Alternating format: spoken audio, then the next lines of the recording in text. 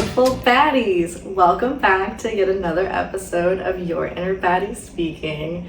This week we've got another love letter collection, and this one is about one of my favorite features, which is my smile, which is actually quite funny because if you know me, growing up, I did not have the best teeth. Like, we're not even talking like not so great teeth. We're talking like I had front teeth that were like growing outwards. Okay, that sounds really gross, but I just mean like they weren't like in line with the rest of my teeth, making me sound like I'm a gremlin over here. But like they weren't in line with the rest of my teeth. I had to have like 9 baby teeth pulled by the dentist. Like, they didn't come out naturally. And then I was in braces for like 4 years until I begged the orthodontist to literally take them off before I went to college. I was like, I am not going to college with braces. It's just not happening. It's supposed to be new me, getting out there, establishing myself, and I was like, the last thing I'm gonna do is do it with braces. But honestly, at that point, I should have just been happy that my smile didn't look like it did years ago, which I still think it's funny to this day that in the 8th grade, like, man, I wish I had a physical copy of it so I could show you. If I find it, I'm putting it up, but I will post it for you guys. But in the 8th grade, the 2 teeth that are on the side of your front teeth, I call them, they're your vampire teeth. No. They're not your vampire teeth. They're the straight ones that are next to your front teeth.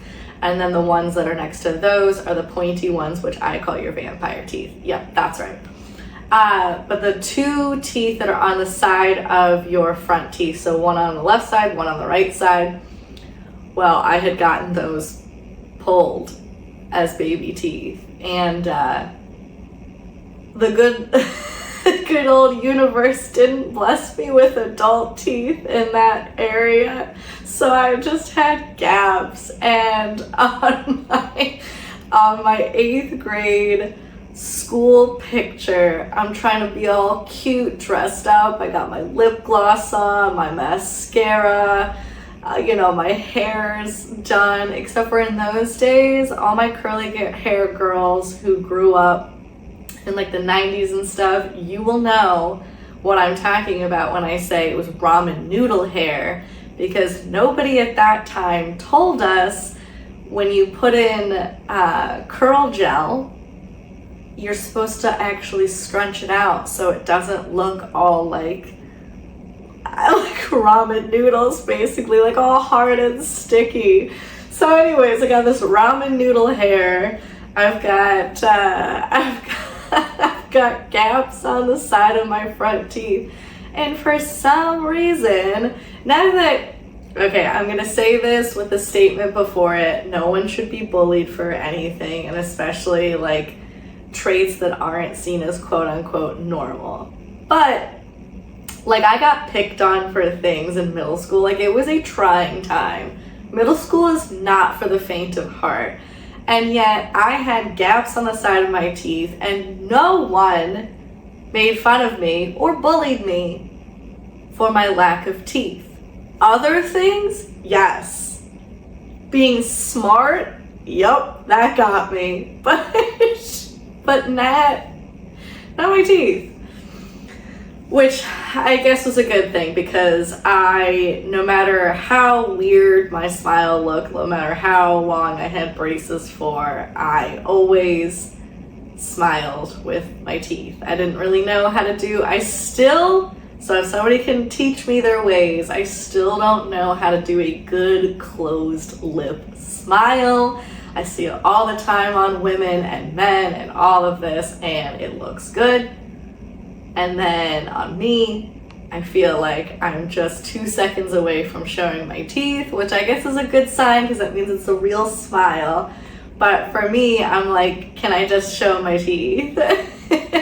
So it gets real hard for passport photos, which apparently I didn't know until I was an adult that you can't actually show your teeth in. Whoever just let me have all of my passport photos with my teeth showing, thank you. Thank you. Did me a solid. But I've always been smiling since I was a kid. I was that weird kid that, like, my mom always loves to tell me this story that when I was a kid and I'd go to the doctor and I'd get like shots and things, I would be the weird kid, like, smiling. Most kids are like crying or afraid of needles. I guess that's not a problem for me, and I was just la la la la la smiling. So I've just always been a big smiler, which honestly, now that I'm saying this and saying smiling so much, don't make it into a drinking game for this episode, because I swear you'll be on the floor, maybe the hospital. We don't want that. But like, I've always been a smiler, and now it's that I'm saying this so much, it's making me think of the movie Elf, where he's like, smiling's my favorite, and it really, I mean, like, it's a weird thing to say, I suppose, but I really do love smiling. And so I consider it one of my better features, even though, like, if you're my friend, you'll know that I will critique it sometimes. I'm like, I show my gums too much, or like my lips look small or something, or, you know, I'm like, it's not fully symmetrical. But that's always us just, you know, finding a way to apparently humble ourselves. But I love my smile. So even when I say those things, I'm like, I truly do love my smile. I've heard through other people that it's a good feature of mine. So it is one of my brighter features. And I say that I love to smile, and I will say that it is very difficult to have something that you like to do kind of fade from being something that you like. Even though in the 8th grade I had, you know, gaps in my mouth, it wasn't something that like stopped me, probably because nobody made fun of me for it, from smiling. But there were definitely times in my life where it really felt like my smile was vanishing. It felt like people or circumstances in my life were stripping me of my will to smile. And when something is that you love to do and you can just feel it fade from you, and you actively try not to do it, it really hurts. And I'm not talking like the braces where you kind of put your hand over your mouth and cover yourself while you smile because you're a little bit embarrassed of the braces. I'm not talking about that. I'm talking about circumstances or people just, it's almost like they're like pulling the shine from you. They're pulling the light away from you. And part of that goes, at least in my case, was my smile. And so when I was growing up and there was rough times in my childhood, I was finding less and less reasons to smile.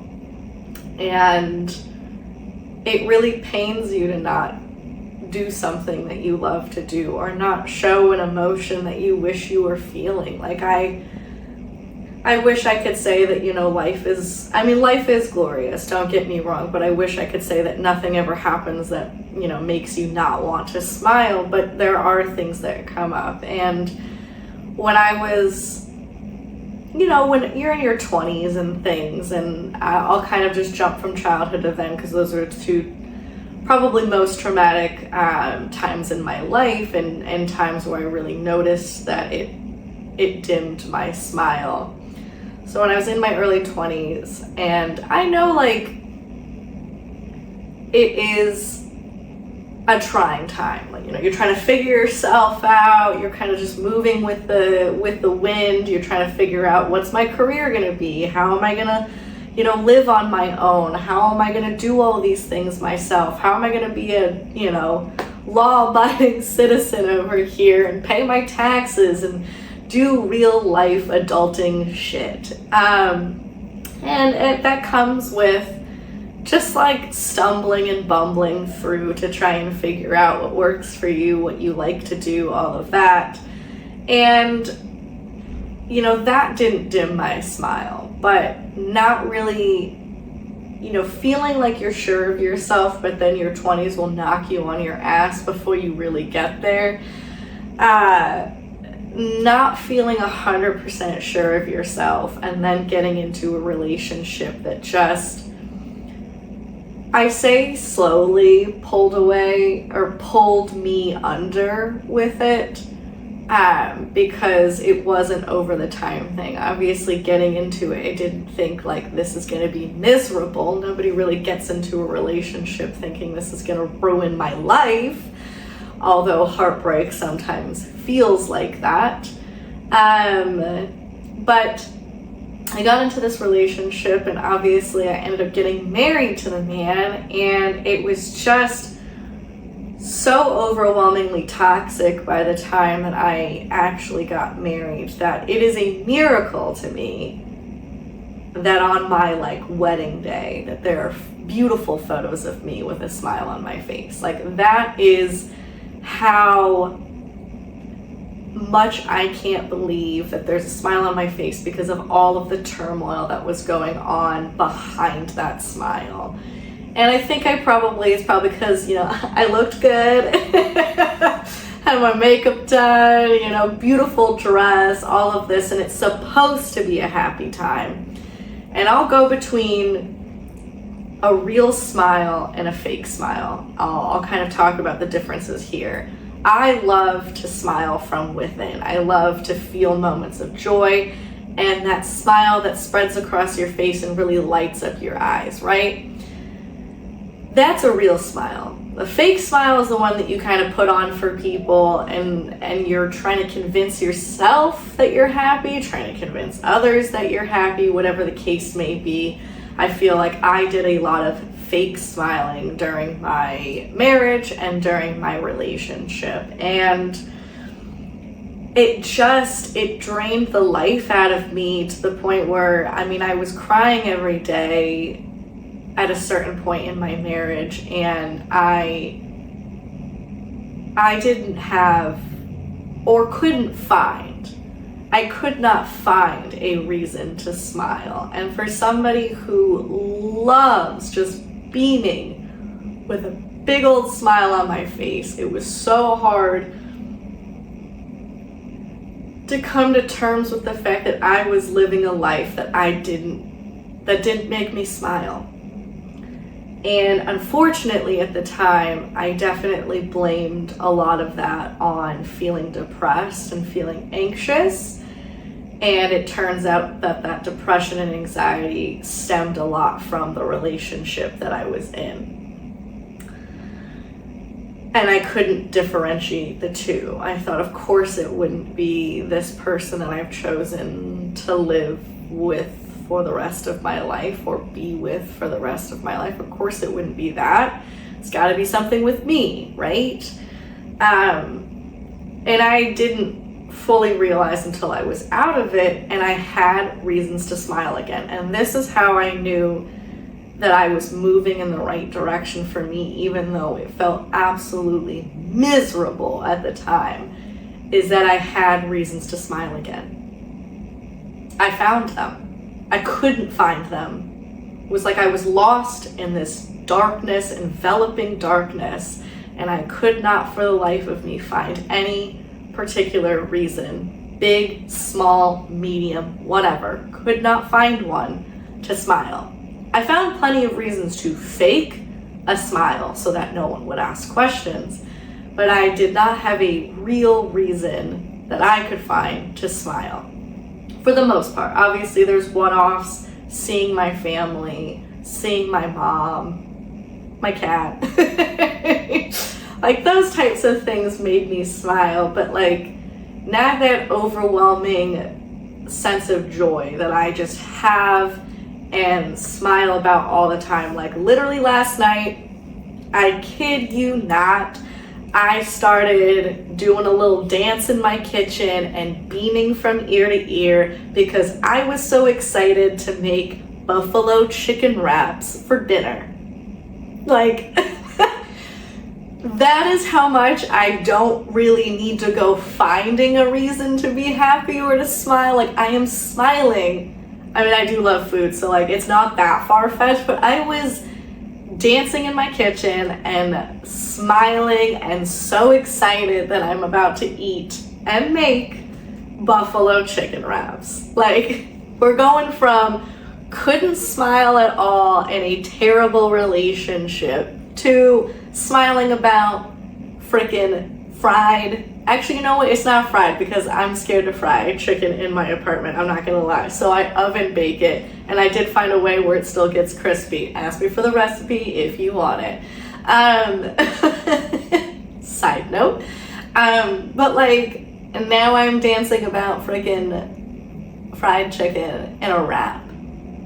Sprinkle some tomatoes on it, you know, put in some fixins, some sauce. Like, that is so minuscule. I mean, it's so small. And to think that I couldn't even find anything like that, anything small like that to smile about while I was married and in this relationship. And so because smiling is one of my favorite things, I should really just I should have put on like an elf costume for this. Because smiling is one of my favorite things and one of my favorite features, it's one of the things that I wrote a love letter to myself about, to remind myself the reason why it's on my face is because of me. And I'm not talking like on my face because it is technically a feature on everyone's face. You got a mouth, you got teeth, whatever. It is on me because it comes from within. It is something that I love to do, and I don't want to see my light dim to the point where it doesn't show on my face. And so this is the love letter that I wrote, all about my smile and sort of getting it back. I love your smile. I love how it starts from within and shows up on your face, how it lights up a room, beaming joy for others to feel it, inviting for them to smile too. How contagious feeling good can be, how bright a smile can feel to those not used to its warmth. I love that despite what you've gone through, despite the number of people and things in your life that have tried to wipe the smile from your face, you kept smiling anyways. Not every day, because let's be realistic. Some days it was hard enough to get out of bed, and we're not about that toxic positivity over here. But on the days when you found little things to bring joy to your day, the fact that you found anything at all to smile about on some of those days where the pain felt blinding. And as you let each feeling of pain, anger, or sadness drop away, I could tell that you felt lighter. That instead of succumbing to the darkness you felt around you, you crawled closer to the light. And I say crawled because boy, did you not get here overnight. You fought hard to see that light. As you let more and more light in, I could feel your smile growing. Like with each moment you let yourself feel free of burden, you noticed how good life was in front of you. And that reflected in how you saw the world. It reflected in how your smile was not just on your lips, but now in your eyes. I commend you for smiling in spite of what happened to you. That's how I know you'll pick yourself up every time, because the smile is worth keeping. It's worth savoring. And now that you feel how comforting it can be, I know you don't want to go back to the days where it was impossible to find. It turns out the light you were seeking was inside of you the whole time, though temporarily muted in the past. The light came beaming from your smile, and it's illuminated your sense of hope. And I hope you continue to find little reasons to keep smiling, and reasons to help other people feel like smiling too. Something I talk about in that love letter that I haven't really addressed in this episode is the fact that not only can smiling be something that shows up because you feel joy, you feel happiness, you feel laughter, or whatever the emotion might be that's bringing the smile to your face, that's contagious. You never know, and I know you've probably heard this before, you never know if your smile has an effect on somebody else's day, brightens somebody else's day. You have no idea what other people are going through, and sometimes just a smile, a nice comment, whatever it might be, it might spread to them where they feel that joy, they feel that moment of happiness, they feel that laughter kind of booming from within. I mean, it's one of life's greatest joys to be laughing with other people, to the point where like you're laughing and then someone's laughing, and even if they don't find whatever it is funny, they're laughing because you're laughing, and then somebody else is laughing because the two of you are laughing, and so on and so forth. It is so contagious that it spills over to other people. And you know, when you find reasons to smile, sometimes that gives a reason for someone else to smile. And I think that that's beautiful. I think it's hard. It's hard to know your impact on other people. It's hard to know if you've helped them in any sort of way. But that is one of the ways that you can tell right away. If a smile comes across their face, if they start laughing, that is one of the direct ways to know that somebody has been impacted positively by you right then and there. And I hope that if you don't feel like you have your smile right now, that you know that there will be a day where you will find reasons to smile. And maybe today it's just looking for that one reason. Maybe it's your cat, like mine. She does something silly, like today. I watched her try to jump from her little poof up to the counter. She was not successful. It made me laugh only because she didn't see me witness it, so she didn't have too much embarrassment from it. But little things like that, like find something so small. Maybe it's the fact that, you know, you get to take a nap today.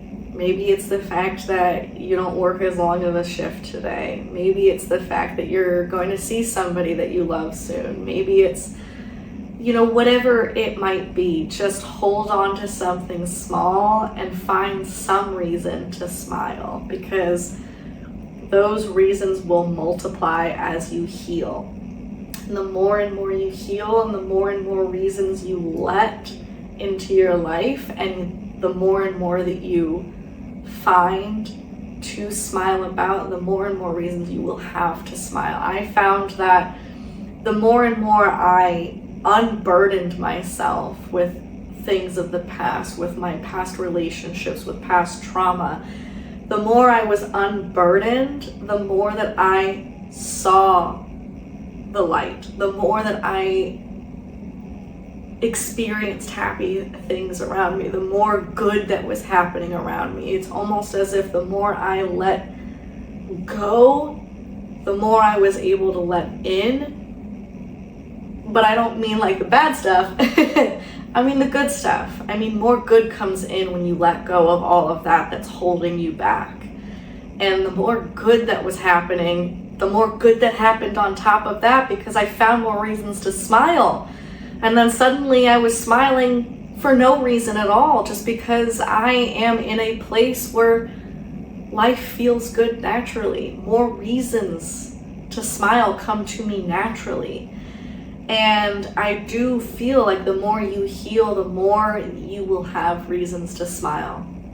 The more reasons you'll have to be proud of yourself, the more reasons you will have to move forward.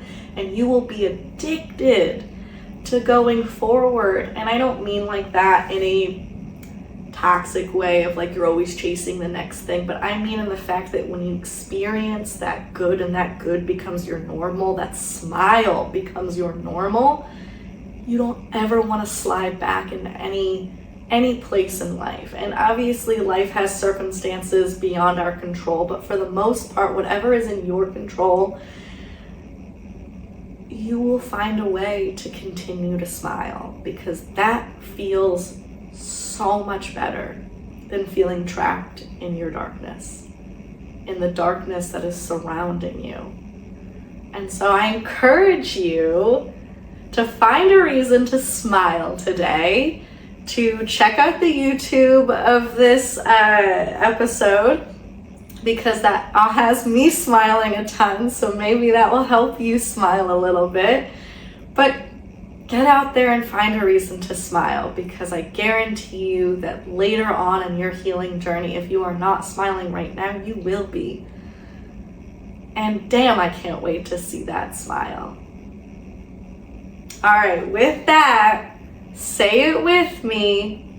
I'm a fucking baddie. All right. Love y'all till next time.